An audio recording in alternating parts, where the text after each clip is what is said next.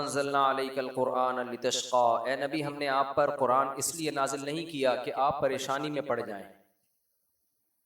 ये मक्का में नाजिल हुई है सूरत। नबी सल्लल्लाहु अलैहि वसल्लम की ज़िंदगी ऐसे ही गुजर रही थी जैसे अरब में लोगों की ज़िंदगी थी, आराम से सुकून से अपना घर अपनी तिजारत।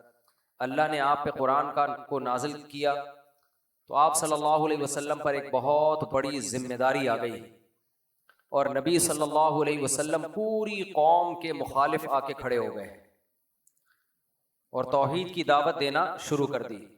तो इसलिए इब्तदा में जो सूरतें नाजिल हुई उसमें नबी सल्लल्लाहु अलैहि वसल्लम को तसल्लियां बहुत दी गई हैं कि आप नए नबी नहीं हैं, आपसे पहले भी पैगंबर दुनिया में आए।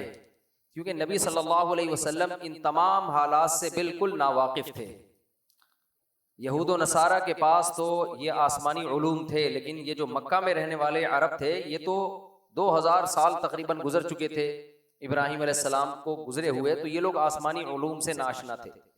तो अल्लाह ने बराह रास्त अपने हबीब सल्लल्लाहु अलैहि वसल्लम को इल्म अता फरमाया उन वाक़यात का जो पिछली आसमानी किताबों में थे और यहूद व नसारा जिनसे अच्छी तरह से वाकिफ थे। तो इन वाक़यात में अल्लाह ने तसल्ली भी दी और अल्लाह ने ये भी बताया कि गलबा आप ही का होगा।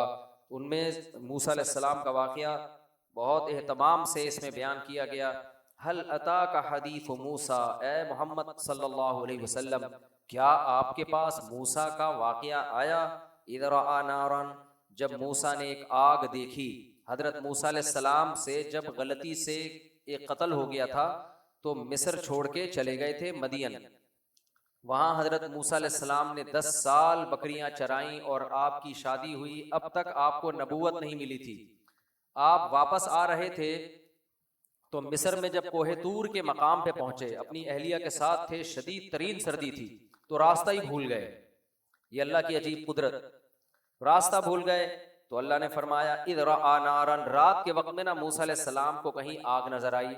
आग इसकी अलामत होती थी कि यहाँ कोई ना कोई आबादी है, लिहाजा यहाँ हमें रास्ते का भी पता चल सकता है और कुछ नहीं तो गर्मी में, सर्दी में गर्मी का इंतजाम हो जाएगा। तो मूसा अलैहिस्सलाम ने अपने घर वालों से कहा उमकुसू, यहाँ ठहरो, इन्नी आनस्तु नारा, मुझे आग महसूस हो रही है, लअल्ली आतीकुम मिन्हा बिक़बसिन, शायद मैं वहां से कुछ शोला लेकर आ जाऊं, कुछ आग लेकर आ जाऊंगा, हम जला लेंगे, थोड़ा गर्मी हासिल कर लेंगे सर्दी में। औ अजीदु अलन नारी हुदा, या हो सकता है वहां मुझे कोई रहनुमाई करने वाला मिल जाए, कोई सीधा रास्ता दिखाने वाला मिल जाए। मूसा अलैहिस्सलाम को यह मालूम नहीं था कि सीधा रास्ता दिखाने वाला तो मिलेगा, लेकिन वो सीधा रास्ता कौन सा? आखिरत की तरफ जाने वाला, जन्नत की तरफ जाने वाला, वो सीधा रास्ता वहां से मिलेगा आपको। फलम्मा अताहा, मूसा अलैहिस्सलाम जब उस आग के पास पहुंचे, नू दिया या मूसा, आवाज आई ए मूसा, इन्नी अना रब्बुक, मैं तेरा रब हूं, फखलाअन अलैक, आप अपने जूतों को उतार दें, इन्नका बिलवादिल मुक़द्दस, आप एक मुक़द्दस वादी में हैं, तुवा, जिसका नाम क्या है? तुवा। व अना अख्तरतुक, और मैंने आपको इख्तियार कर लिया है, सेलेक्ट कर लिया है। अब आप आम इंसानों की तरह के इंसान नहीं हैं, मैंने अपने दीन की दावत, अपना पैगाम अपनी मखलूक तक पहुंचाने के लिए आपको सेलेक्ट कर लिया। इससे पता चलता है भाई, इससे बड़ी दुनिया में कोई नेमत नहीं है कि अल्लाह अपने दीन की दावत और तबलीग के लिए किसी को सेलेक्ट कर ले। इसलिए तबलीग वालों अपने काम को हल्का ना लिया करो। वैसे तो आप लोग आजकल हल्के होते नहीं हो। आजकल जो लेटेस्ट वर्जन तबलीग का आ रहा है वो भारी भरकम लोगों का आ रहा है। पहले जो अकाबिर थे, बुजुर्ग थे, वो क्या थे? कम खाना, कम सोना, कम बातें करना। अब जो हमारे जैसे नालायक जब से तबलीग में थोड़ा बहुत चल रहे हैं तो काम खाना, काम सोना, काम बातें करना। अच्छा खैर, ये तो मजाक की बात थी। वो भी दुबले, आप भी तबलीग में हो? आप कितने दुबले से हो? आप तबलीग में आए हो? अच्छा, आप तबलीग में नहीं। खैर, ये तो मजाक की बात थी भाई। इसको तो अल्लाह किसी को सेलेक्ट कर ले दीन की दावत के लिए, अपना पैगाम पहुंचाने के लिए, ये हल्का काम नहीं है। कैसर राजा साहब ने ना आजकल एथियस्ट लोगों का बहुत जबरदस्त जवाब दे रहे हैं उन्हीं की जबान में। तो कैसर अहमद राजा, किसी ने कमेंट्स में लिखा हुआ था कौन कैसर, तो वो मुझे, मेरा वो क्लिप पड़ा चल गया केड़ा तलहा, हालांकि अब तक भी मुझे नहीं पता वो तलहा है कौन। फिर वो इंजीनियर साहब ने कह दिया कौन मुफ्ती तारिक मसूद, तो वो चल गया। अब नीचे किसी ने लिखा हुआ था कौन कैसर, अबे नेट पे सर्च करो कैसर अहमद राजा, एथियज्म के खिलाफ खानदानी काम कर रहा है वो बंदा। तो मैंने उनको मैं क्या कहूँ, सब उलमा कहते हैं कि भाई आपको खुद बाज़ दफ़ा दाई को खुद अंदाजा नहीं होता मैं क्या कर रहा हूँ, उसको अपने काम की अहमियत का अंदाजा नहीं होता। और याद रखो, आपको अगर अल्लाह के काम की अहमियत का अंदाजा नहीं है तो फिर अल्लाह की नज़र में भी आपकी कोई अहमियत नहीं है। अल्लाह भी जब आपको वैल्यू जब ही देगा जब आप अपने आप को वैल्यू दोगे, अपने आप को वैल्यू का मतलब अपने काम को वैल्यू दोगे।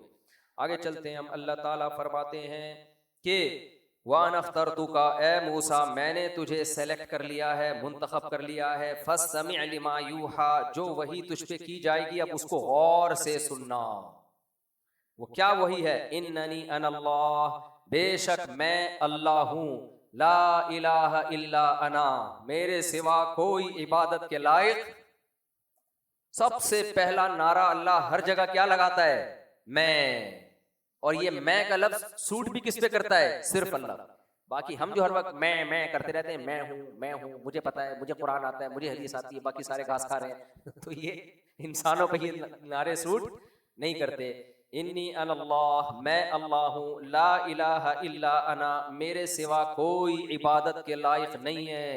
मखलूक पड़ी हुई है शिर्क की घाटियों में, बस्तियों में, कोई मेरे सिवा माबूद नहीं है। फाबुदनी, बस मेरी इबादत करना। क्या करना है, व अकीमिस्सलात लिज़िक्री, और मेरी याद के लिए नमाज कायम करना। हर पैगंबर को तौहीद के बाद जो सबसे पहला हुक्म दिया गया है, नमाज।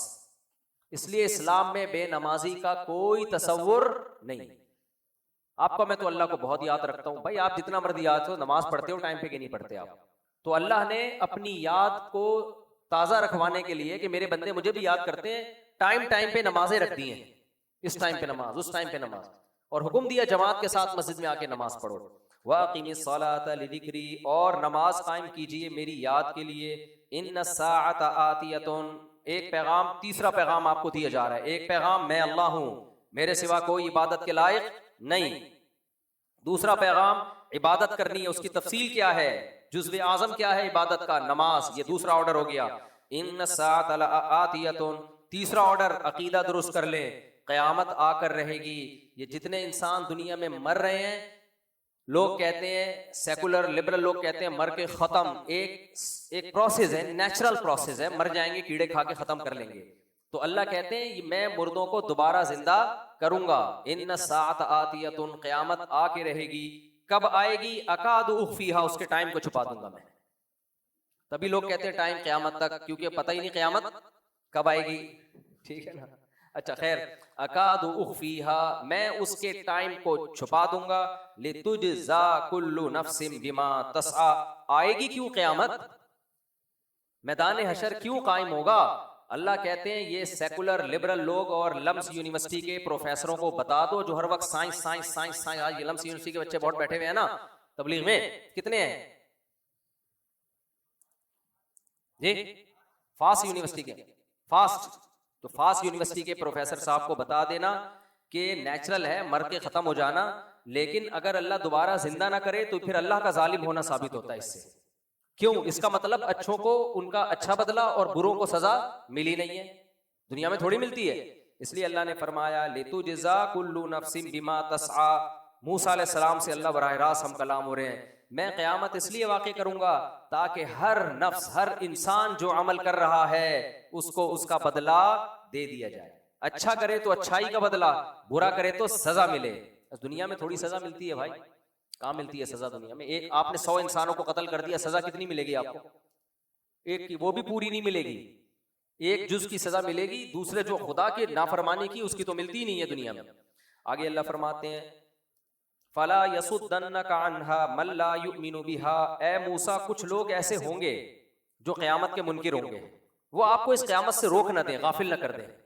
सोसाइटी में ऐसे साइंसदान किस्म के, डार्विन के डसे हुए लोग होंगे जो कहेंगे कुछ नहीं है, कुछ नहीं है। ला यसुद्दन्नका अन्हा, ऐसे लोग हरगिज तुम्हें आखिरत से गाफिल ना कर दें। वत्तबा अहवाहु, ये वही शख्स हैं जो अपनी ख्वाहिशात के पीछे चलते हैं। ये शराब चाहते हैं लीगल हो जाए, ये चाहते हैं जिना हलाल हो जाए, गर्लफ्रेंड बॉयफ्रेंड का सिस्टम सोसाइटी में फैल जाए, रोजे वोजे खत्म, नमाज खत्म, ज़कात खत्म, लाइफ को एंजॉय। इसमें सबसे बड़ी इस एंजॉयमेंट में जो रुकावट है वो क्या है? क़यामत, आखिरत का तसव्वुर। लिहाजा ये आखिरत का तसव्वुर का इनकार करेंगे ताकि हमारी इंटरटेनमेंट में कोई फर्क। आप लोग तो फजूल, अबे मुंह से जुमला जो है ना, जब भी बात हुआ करे आधी तो जुमला उसको फिल इन द ब्लैंक्स इम्तिहान में नहीं आता था, खाली जगह पूर किया करें। लितुजज़ाकुल, हाँ, वत्तबअ हवाहु, ए मूसा जो अपनी ख्वाहिशात के पीछे चल रहा है ना, वो उसका इनकार करेगा, ऊट पटांग दलाइल देगा कि साइंस इस बात को नहीं मानती है कि हम दोबारा जिंदा हो सकते हैं। साइंस में तो कहीं भी नहीं लिखा हुआ। तो ये वो लोग होंगे जो ख्वाहिशात के गुलाम होंगे, ख्वाहिशात के गुलाम, वो इसका इनकार करेंगे। फतरदा, ए मूसा अगर तूने भी उनकी बातों में आके इनकार कर दिया, फतरदा, तू हलाक हो गया, फिर बर्बाद। हजरत मूसा कहाँ इनकार करेंगे भाई? हमें समझाया जा रहा है। किसको समझाया जा रहा है? अल्लाह कहते हैं मैंने जब मूसा को बता दिया कि तू अगर आखिरत का इनकार करेगा तू नहीं बचेगा, तो फिर बाद में कौन बच सकता है भाई? वमा तिलका बियमीनिका या मूसा, अल्लाह ने अपना पैगाम पूरा दे दिया।